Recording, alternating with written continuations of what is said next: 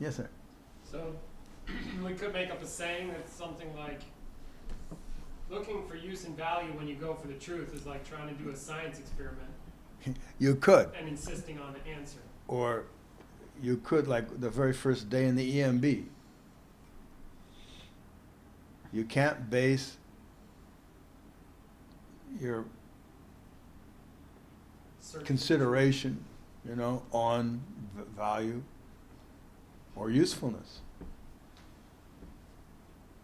But that's the only thing that's interesting to us, right? It's value and use.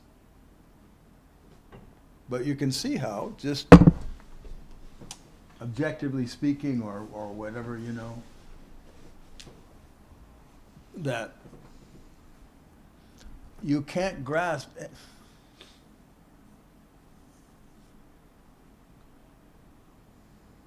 It's like that catch-22.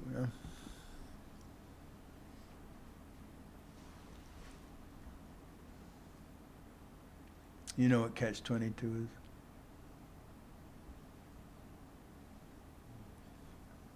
All right. In any case,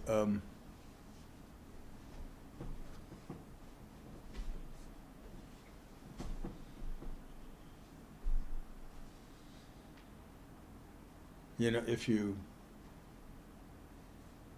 prejudge the outcome, you're not open to what's true. You can't be. And if you want to use something, then you must already base your investigation or your work or whatever you're doing there on what you think of as useful, for one thing, and how you see usefulness, see?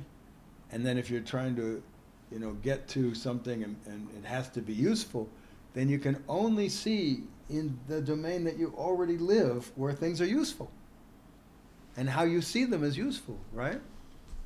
So you could discover nothing new, really.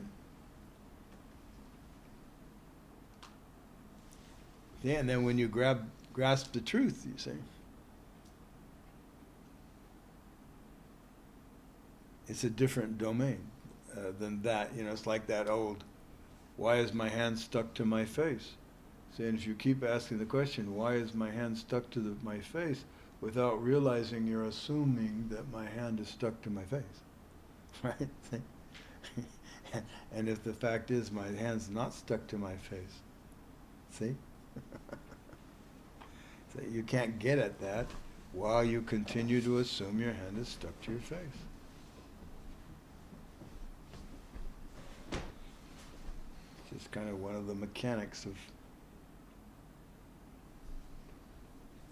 learning.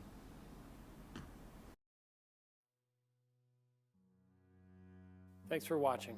If you like this video, please consider joining a workshop. They're more powerful than you think.